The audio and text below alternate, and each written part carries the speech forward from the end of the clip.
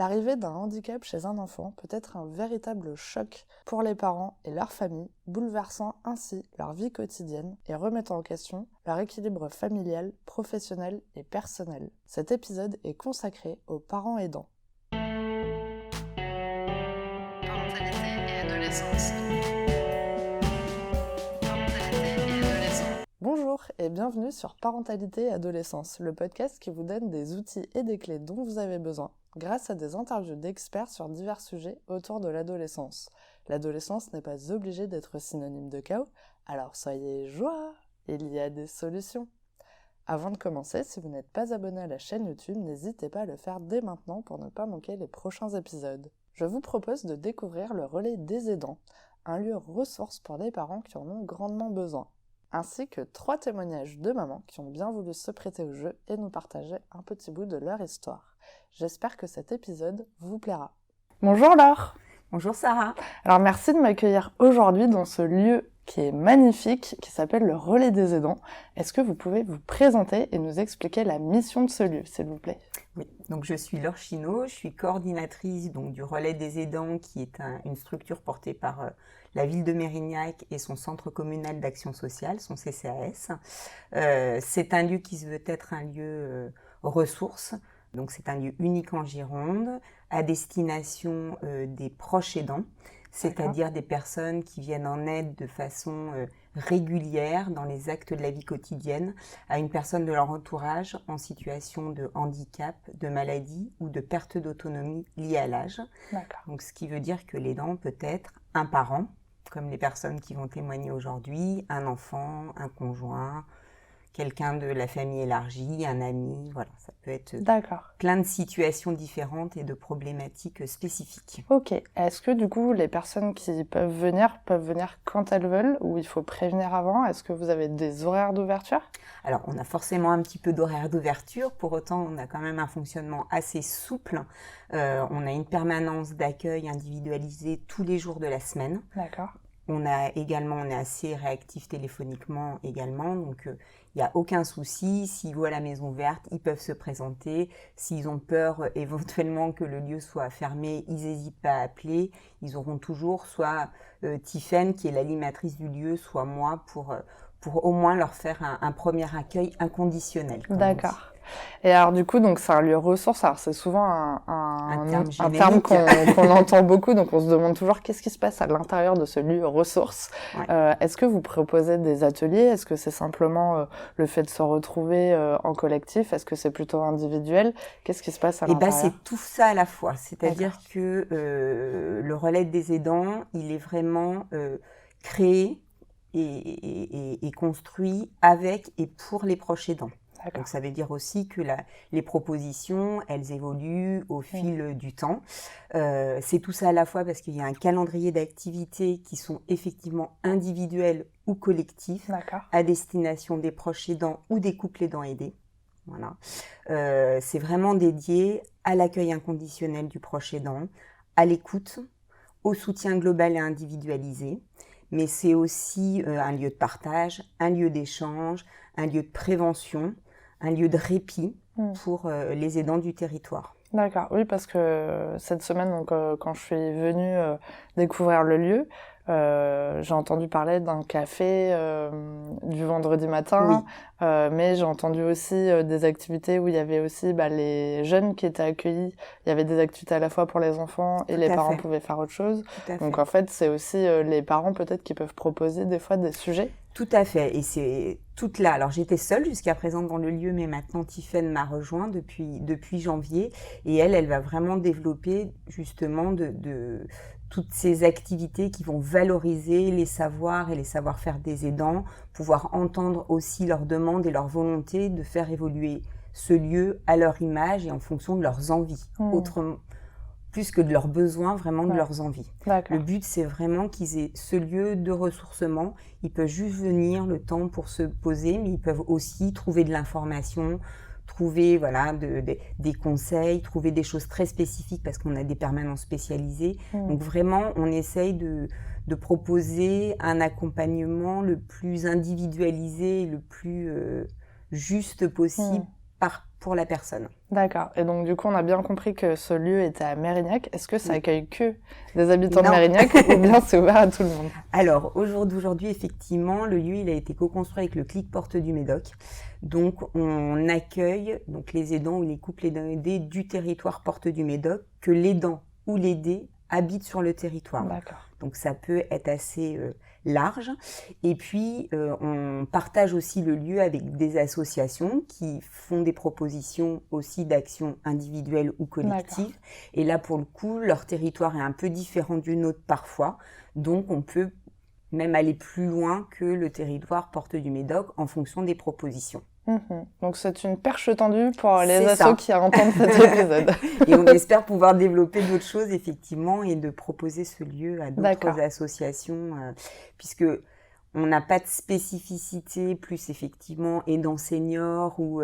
non, là, c'est tous les aidants, quel que soit l'âge, la problématique de santé de la personne soutenue. Super. Et ben, en tout cas, merci beaucoup pour cette présentation. Et Merci ben, à maintenant, on vous. va pouvoir justement écouter les témoignages de 3 mamans qui ont bien voulu se prêter au jeu. Ouais. Et on vous en remercie. Voilà, on Merci vous remercie vraiment de pouvoir prendre en compte cette parole. Et là, plus spécifiquement sur cette thématique quand même particulière de la parentalité et du handicap. Merci beaucoup. Merci Sarah. Bonjour Marie-Ange. Bonjour Sarah. Alors pour commencer, pourriez-vous vous présenter s'il vous plaît? Oui, alors moi je suis maman d'un petit garçon de 2 ans et demi, Gabriel, qui a un diagnostic alors en cours, qui n'est pas finalisé, mais qui a un diagnostic pour l'instant de trouble neurodéveloppemental. D'accord. Avec trouble du spectre autistique. Ok. Donc on part plutôt sur un polyhandicap parce que ça va toucher plusieurs compétences. Donc lui c'est au niveau moteur, de communication et d'interaction sociale. D'accord. Voilà. Et le diagnostic n'est pas finalisé puisqu'on a l'attente de la génétique.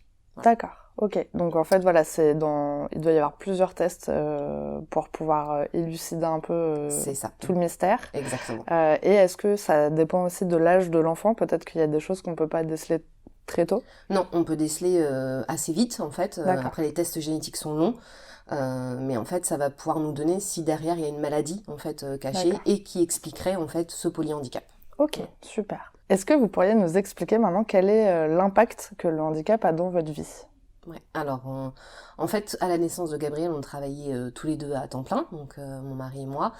Et en fait, au fur et à mesure de l'évolution de Gabriel, on s'est rendu compte qu'il y avait un décalage en fait dans son évolution, dans son développement. D'accord. Et on a eu des difficultés pour trouver un mode de garde adapté. Donc, ce qui fait que moi, j'ai dû arrêter de travailler. Donc, je suis aujourd'hui en AJPP, c'est une allocation journalière de présence parentale, en fait.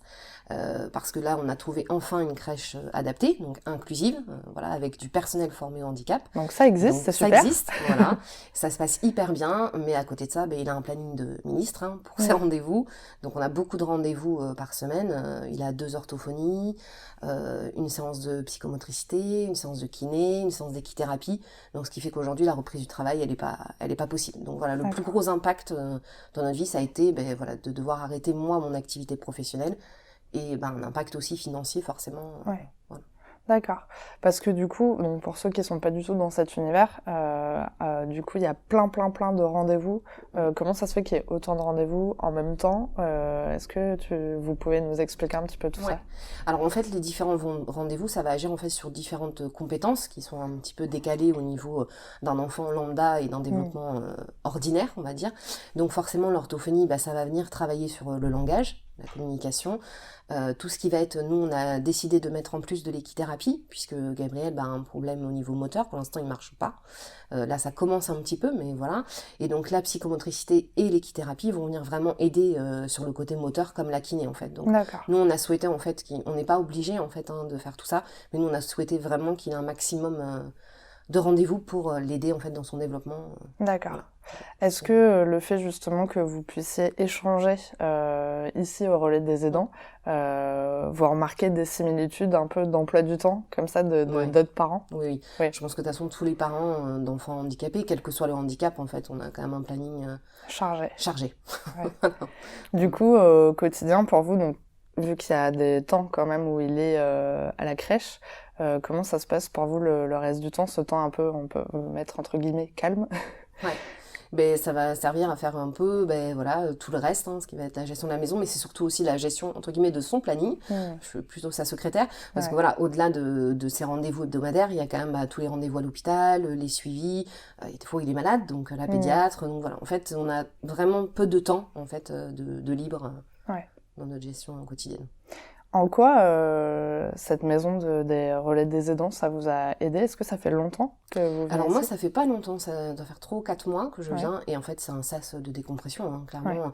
Le vendredi matin, c'est un petit temps qu'on a entre mamans, voilà, on peut échanger, discuter. Il y a toujours une personne externe qui intervient, donc ça peut être de la sophro, de la méditation, et voilà, ça nous permet vraiment d'avoir un moment pour nous, en fait, dans la semaine, de s'accorder un temps. Et le fait justement d'être dans cette situation aujourd'hui, est-ce que ça a un impact vraiment psychologique sur vous, d'avoir dû arrêter de travailler, d'avoir aussi tous ces rendez-vous médicaux, c'est très prenant aussi psychologiquement. Est-ce que vraiment c'est dur au quotidien à ce niveau-là? Oui, au quotidien, c'est dur, c'est un rythme à tenir. Après, voilà, ça en vaut le coup, quoi. On voit des belles évolutions, et voilà, donc c'est pour ça qu'il faut pas lâcher, parce que voilà, il y avait vraiment des choses belles qui arrivent. Et voilà, c'est vrai que c'est compliqué, il y a des fois où on est fatigué, enfin comme tout le monde, je pense, comme tous les parents. Mais voilà, ça en vaut le coup, et on tient, au final, on tient, parce qu'on voit que nos enfants progressent, donc... Alors maintenant, moi j'aimerais bien savoir qu'est-ce que les gens pourraient faire pour vous aider, que ce soit vos proches, des amis, des gens qui vous croisent, peut-être j'allais dire à l'école, à la crèche. Ça, je trouve que c'est une question assez compliquée. Je pense que c'est maintenir le lien social, en fait. Enfin, voilà, simplement téléphoner quand on a 5 minutes, passer prendre un café, parce que voilà, nous, forcément, on est coupé un peu de tout ce qui va être lien social, forcément, parce que ça passe plutôt par le travail. Donc je pense que ça serait plus ça, maintenir le lien social. Ok. Est-ce que, par exemple, c'est possible que quelqu'un puisse garder Gabriel, je sais pas, 1 heure ou 2, pour que vous puissiez, je sais pas, aller chez le coiffeur, juste sortir, prendre l'air, faire autre chose? Et il accepte Il accepte, enfin voilà, sur les personnes, bien sûr, qu'il connaît, qu'il a l'habitude de voir, mais oui, il accepte. Donc voilà, à bon entendeur. C'est ça. Super.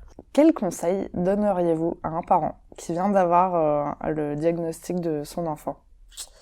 Je pense de prendre son temps, en fait, pour accepter le diagnostic. Enfin, moi, je me dis toujours, en fait, quand on a le diagnostic qui arrive, c'est un peu comme si on avait un tsunami. Voilà, ça balaye tout sur son passage. Ça peut balayer nos projets professionnels, personnels, aussi l'idée qu'on s'était fait de la parentalité. Nous, c'est notre premier enfant, donc forcément, voilà, on s'imagine plein de choses quand c'est son premier enfant. Et je pense qu'il faut prendre le temps, en fait, d'accepter le handicap, parce que c'est ça, en fait. Une fois qu'on a accepté, en fait, on se bat, en fait, et c'est jamais rien lâcher, en fait. Enfin, voilà, se faire confiance aussi en tant que parent. Je pense qu'on est le meilleur aidant pour son enfant. Voilà, bien sûr, il y a l'équipe des professionnels, et il faut s'entourer des bons professionnels, des gens avec qui vous avez un bon feeling, où vous sentez que ça passe bien et que ça passe bien pour votre enfant. Mais vraiment, voilà, c'est le meilleur aidant pour son enfant, c'est le parent. Et je pense qu'il faut se faire confiance et prendre le temps, voilà, d'accepter les choses. Une fois qu'on a accepté, on est capable de se battre. Oui, je trouve que c'est un peu le mot d'ordre, en tout cas, qu'on ressent quand on vient, nous, de l'extérieur. Il y a vraiment ce côté très battant, on lâche rien, des vraies guerrières, quoi. Est-ce que c'est pas aussi un peu fatigant, justement, d'être tout le temps dans ce combat? Oui, c'est fatigant, mais voilà, ça revient un peu à ce que je disais tout à l'heure. Enfin, moi, je me dis, en fait, il y a toujours des choses positives qui arrivent derrière. Enfin, il y a des moments où, oui, on est fatigué. Voilà, quand ils ont des troubles du sommeil en plus, comme nous c'est le cas, mais forcément, quand on dort pas beaucoup, on est encore plus fatigué. Voilà. Mais derrière des périodes de doute, il y a toujours une évolution, en fait, qui arrive chez l'enfant. Donc, je crois qu'il faut vraiment s'accrocher à ça. Super. Et on finit par la question pour les auditeurs. Avez-vous un message à transmettre aux personnes qui nous écoutent aujourd'hui? Donc ça peut être des personnes qui sont pas du tout dans l'univers du handicap, ou des personnes justement qui peut-être viennent d'avoir un diagnostic, ou d'autres qui sont peut-être déjà dedans depuis longtemps. Voilà, est-ce qu'il y a vraiment quelque chose qui vous tient à cœur et que vous avez envie de transmettre aujourd'hui? Alors, je pense qu'il y a 2 messages, en fait, plutôt. Il y aurait un message, voilà, je pense, de tolérance. Voilà, vraiment. Un handicap, c'est pas toujours visible. Il y a beaucoup de handicaps invisibles. Voilà, moi, par exemple, mon petit garçon, quand on va faire les courses, parce qu'on peut pas toujours aller sans lui faire les courses, voilà, attendre aux caisses, c'est quelque chose qui est compliqué pour lui. Donc, il va avoir du flapping, ce qu'on appelle des mouvements un peu excessifs au niveau des jambes et des bras. Et on va avoir souvent des gens qui soufflent ou des gens qui nous regardent en disant cet enfant est mal élevé. Voilà, un handicap, c'est pas toujours visible. Je pense que il faut vraiment travailler sur la tolérance et sur donc ce qui amènera l'inclusion. Au final, on est tous différents et chaque personne peut s'apporter des choses. C'est pas parce qu'un enfant est handicapé qu'il peut pas apporter un enfant lambda. Enfin, au contraire.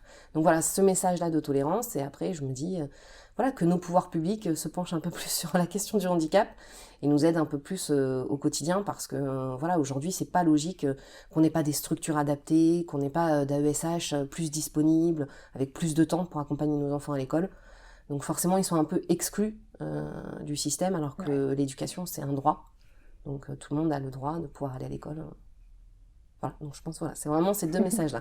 C'est l'inclusion et la tolérance. Merci beaucoup et surtout merci beaucoup de nous avoir partagé un petit bout de votre histoire et puis même d'avoir accepté de faire cet exercice qui est pas facile, un peu stressant. Ouais, exactement. Merci à vous. Bonjour Sémia. Bonjour Sarah. Alors pour commencer, pourriez-vous vous présenter s'il vous plaît? Alors je m'appelle Sémia, j'ai un enfant de 12 ans qui a fait un AVC à la naissance, donc il y a une hémiplégie droite. D'accord. Tout le côté droit fonctionne pas comme il faut en fait. Pas à 100%. Pas à 100%. D'accord, mais il peut quand même marcher, se déplacer ou il est en fauteuil Alors roulant? il peut marcher, quelquefois on utilise le fauteuil roulant quand on fait de longs trajets. Sinon il a une prothèse à la jambe et le soir pour dormir une prothèse à la main pour essayer que la main ne reste pas renfermée complètement. Ok. Quel est l'impact du coup du handicap dans votre vie? Alors l'impact, c'est que on gère tout. On doit les amener aux soins, les rendez-vous, les hôpitaux, les moulages d'attelles, tout ce qui va être accompagnement de la pathologie, on va dire. D'accord. Est-ce qu'il est dans un établissement classique aujourd'hui? Oui. D'accord. Oui. Comment ça se passe du coup à l'école? Est-ce qu'il a une aide particulière ou pas du tout? Alors il a une AESH, individuelle, mais cette année il en a pas. D'accord. Voilà. Alors c'est la mutualisée qui essaye de jongler un peu entre tout le monde. D'accord, ok. Est-ce que aujourd'hui donc vous êtes toute seule à élever votre fils? Oui. Ok. Est-ce que vous avez une aide particulière autour de vous, de la famille? Alors j'ai de la famille, mais qui m'aide dans quel sens? Psychologiquement, au quotidien, juste d'être là. D'être là. Ouais. Voilà, d'être là, oui. Ok.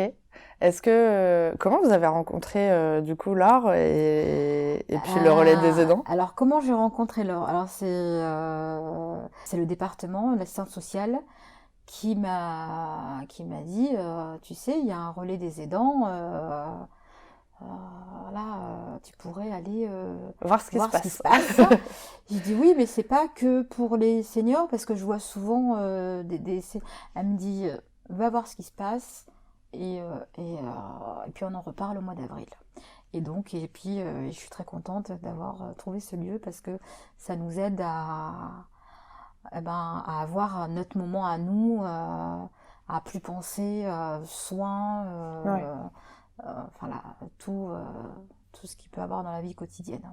Puis du coup, ça peut être intéressant aussi de faire d'autres ateliers, c'est ça? Il y a des ateliers Alors de moi, je viens sophrologie, d'arriver, donc je participe à l'art-thérapie, mais il y a d'autres ateliers, oui. Alors je ne les connais pas tous, parce que je viens d'arriver, comme je dis, mais il y a beaucoup d'autres ateliers. D'accord, et donc c'est vraiment un lieu qui vous fait du bien, vous êtes contente de... Oui, alors oui, ça nous fait du bien, parce que finalement, on rencontre des gens qui sont un peu comme nous, qui se débrouillent avec leur enfant tout seuls, comme ils peuvent. Voilà, et puis ça fait du bien de voir qu'on n'est pas... il n'y a pas que... on sait qu'il y a d'autres personnes, mais ça fait du bien de les rencontrer, de les entendre et de les voir en vrai. Ouais, ça existe, il y a d'autres personnes. Et puis il y en a qui ont des cas plus graves... que mon fils ou qu'autre. Moi, j'aimerais bien savoir aujourd'hui comment les gens pourraient vous aider, donc que ça soit l'entourage proche ou quelqu'un d'autre peut-être que vous connaissez pas, que vous pouvez croiser par exemple en emmenant votre fils à l'école. Niveau famille, je sais que je peux compter sur eux, mais je peux compter sur eux, on va dire, moralement, parce que je vais pas aller les déranger, leur dire, à moins qu'il y ait un gros rendez-vous, où, voilà, on va m'accompagner et tout ça. Après, tout ce qui va être dans le moral et tout, ils sont là. Mais les gens à l'extérieur, qu'est-ce qu'ils peuvent m'apporter Est-ce que, par exemple, c'est possible que quelqu'un puisse, bon là, ça sera mieux comme que ça soit quelqu'un que vous connaissez, qui puisse garder votre fils pendant 2 heures et que vous puissiez juste respirer, aller chez le coiffeur, faire ce que vous avez envie de faire, quoi. Oui, on aimerait bien. On aimerait bien qu'il y ait, voilà, qu'on soit pas les invisibles, que on est là, on s'occupe de nos enfants 365 jours dans l'année, 24 heures sur 24. Et si on a envie d'aller faire, entre guillemets, un spa, on peut pas, quoi. Est-ce que du coup ça serait possible? Enfin, votre fils accepterait si quelqu'un oui, qui connaît, oui, ça, bien évidemment. oui. Donc Oui. voilà, comme ça au moins, si les gens Oui, écoutent et cet ce épisode. que les gens peuvent, enfin les gens, enfin je sais pas quels gens, mais ce que j'aimerais, c'est qu'on nous avoir un lieu où on nous donne les infos, par exemple pour le sport, pour les activités, pour remplir les dossiers, mais des personnes spécialistes du handicap. Et ça, il faut aller pêcher l'info, savoir où, quand, comment, et forcément, si on n'est pas aguerri, si on n'est pas, on ne sait pas. Oui, ça a On se l'air d'être débrouille, un peu le parcours du combattant oui, d'avoir les infos. oui, il faut frapper à telle porte, et à telle porte, on vous dit non, c'est pas celle-là, puis on vous renvoie non, c'est pas là. Et puis du coup, c'est usant, c'est épuisant, et on aimerait ne pas être oublié par le système, et qu'on se dise, bon, il y a des parents, ils sont tout seuls, ok, avec leurs enfants, mais on pourrait sensibiliser à qu'est-ce qu'on peut faire pour eux. C'est un beau message. En thème d'aider l'enfant même à se faire des copains, parce que je sais que mon fils dans le quartier, il a pas, là il n'y a pas trop d'amis, donc qu'il y a un lieu pour eux en fait. D'accord. Pas forcément entre enfants handicapés ou quoi que ce soit, mais avec tout le monde. Parce que du coup, ça peut être aussi un peu le lieu, ça peut être aussi l'école, où justement il peut se faire des copains. Alors à l'école, oui, il a des copains, il n'y a pas de souci, il est intégré. Mais l'école où il va, c'est pas la même commune, donc oui, ils sont pas à côté, ils sont pas à côté forcément.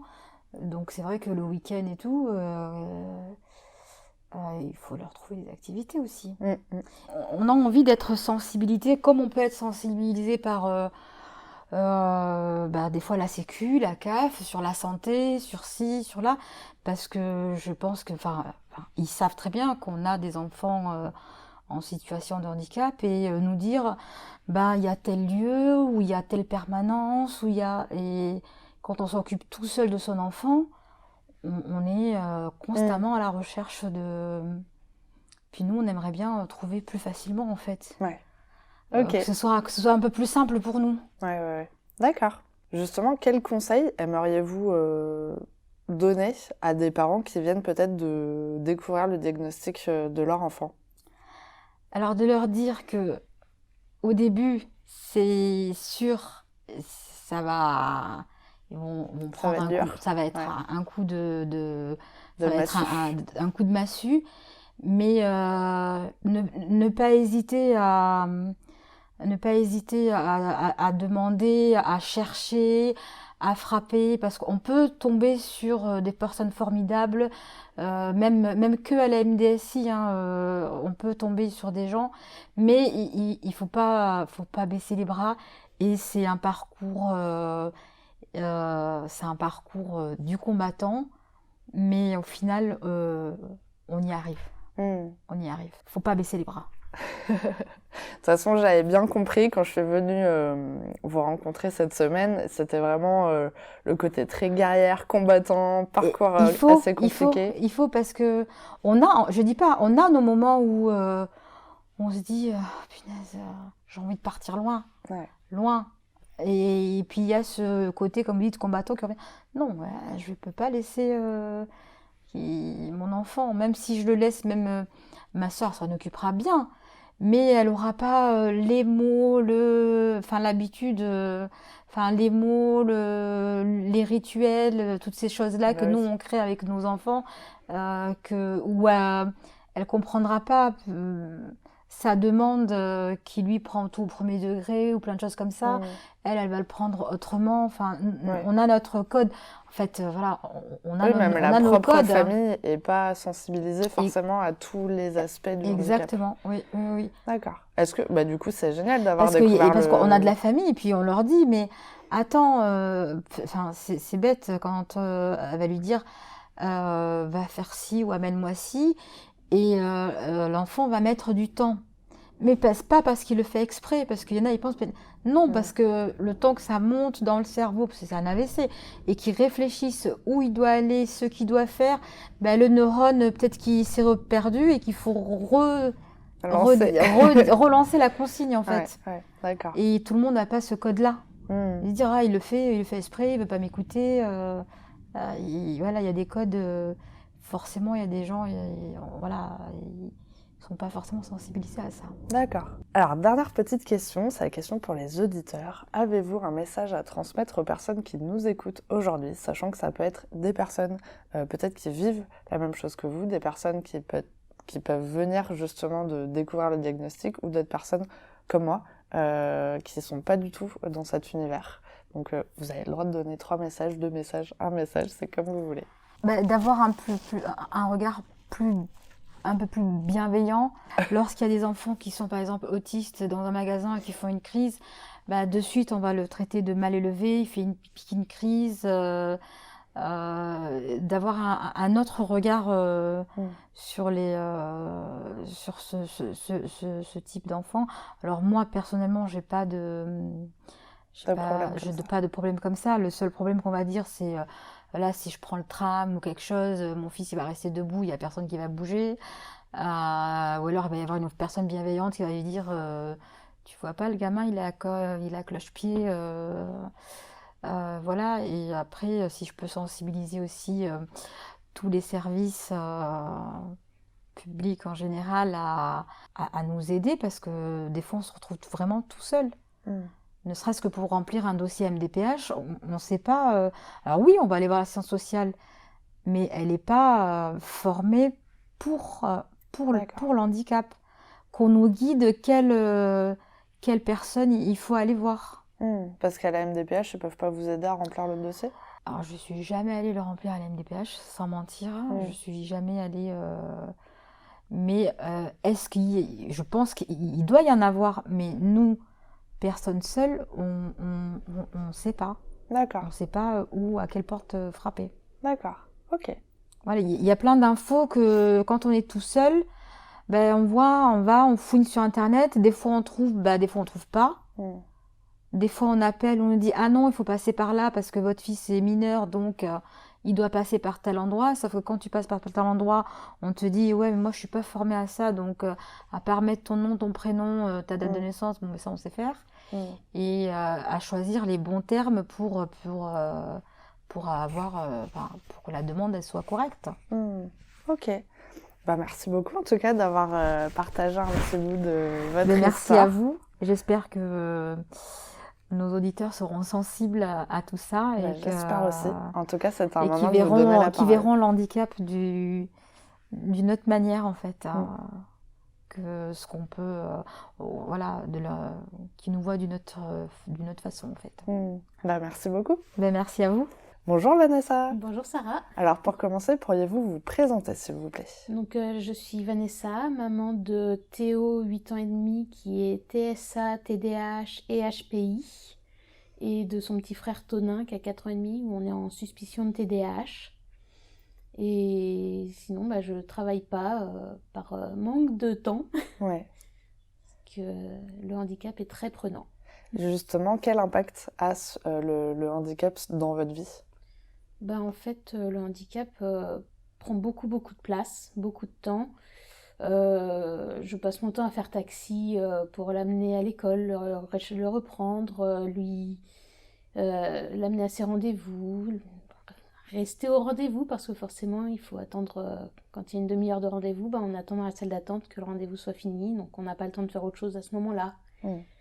Et puis après, la logistique aussi autour du handicap, à la maison, à l'école, le dialogue tout le temps, à essayer d'expliquer les choses.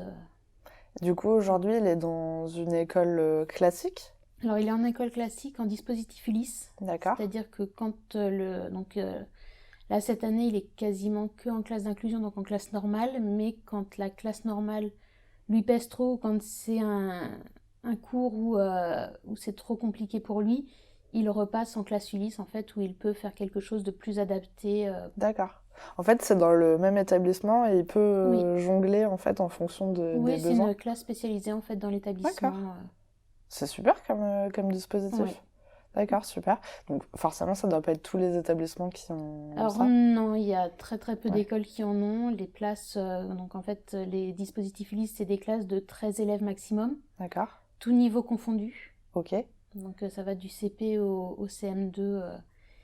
Et en fait, chaque enfant a vraiment sa particularité. Certains enfants sont là parce qu'ils ont des gros retards scolaires. Nous, on est dans ce dispositif Ulysse parce que Théo avait des gros problèmes de comportement liés au groupe classe qui était trop important pour lui, qui lui pesait trop. Donc il y a vraiment tout profil confondu. Du coup, vu que c'est tous les niveaux en même temps, si par exemple, je sais pas, c'est un cours de maths et qu'il a pas envie d'y aller, donc il va dans la classe Ulysse, et finalement ils font quoi? Ils peuvent pas travailler du coup les niveaux? En fait, il y a quasiment autant d'adultes que d'enfants dans la classe Ulysse. Donc il y a déjà ce qu'on appelle les AESH, qui sont des aides scolaires, donc des personnes qui sont là exprès pour les enfants. Il y en a qui sont mutualisées, donc qui s'occupent de plusieurs enfants. Il y en a une particulière qui est là pour toute la classe Ulysse, par exemple.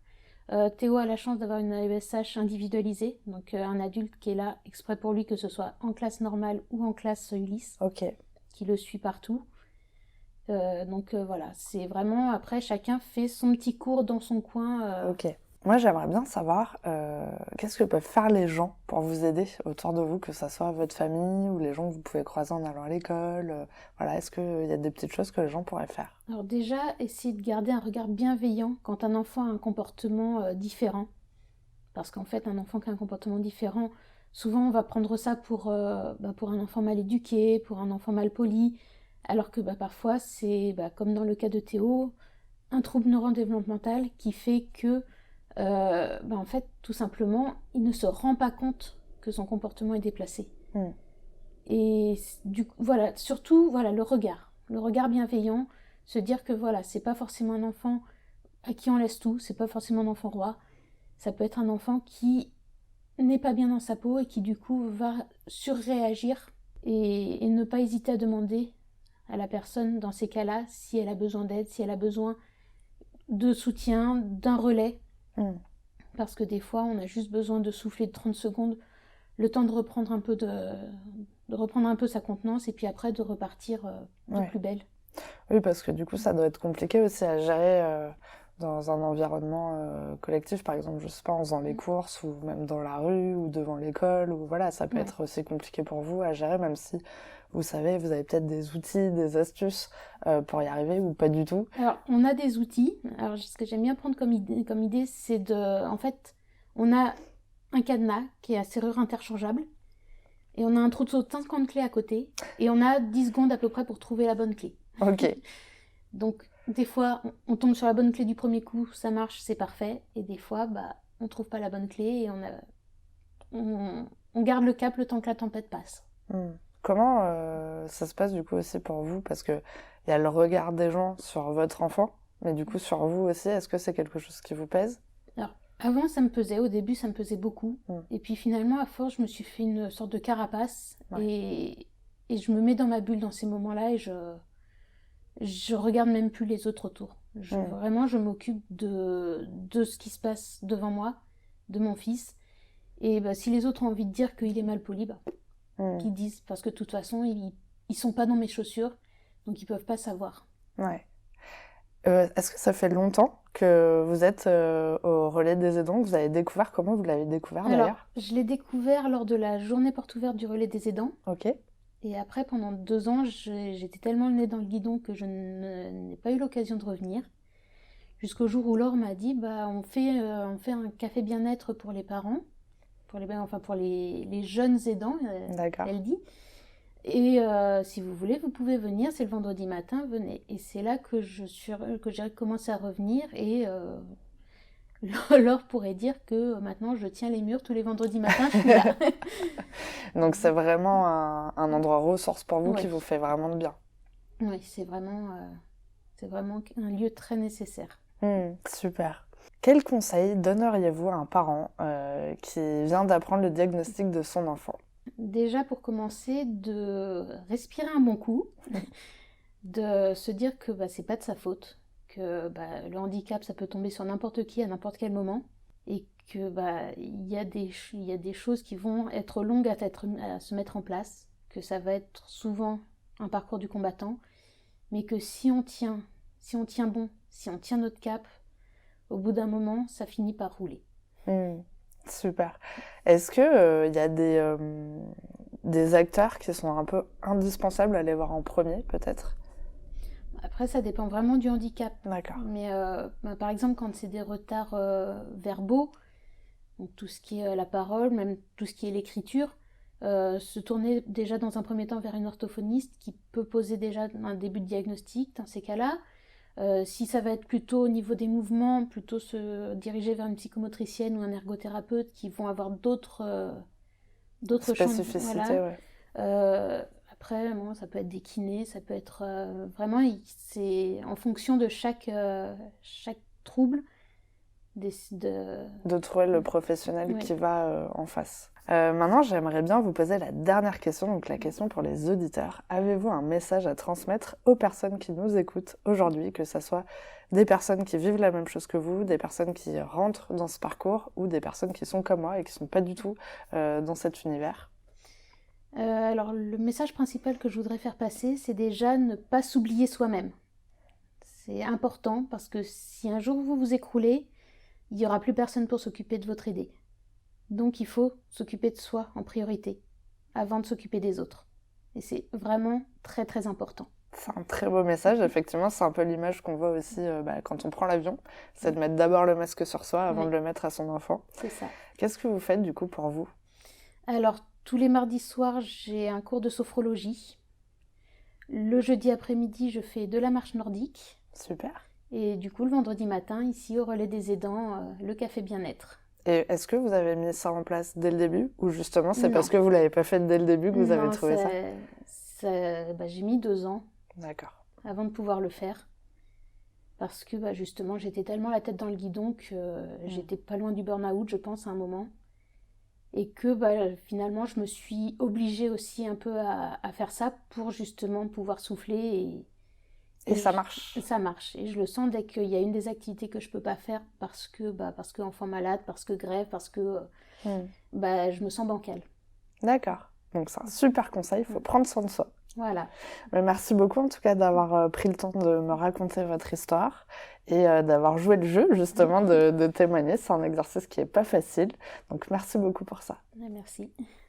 Merci d'avoir regardé la vidéo jusqu'au bout, j'espère qu'elle vous a plu. N'hésitez pas à la partager autour de vous et on se retrouve la semaine prochaine pour un nouvel épisode. À bientôt.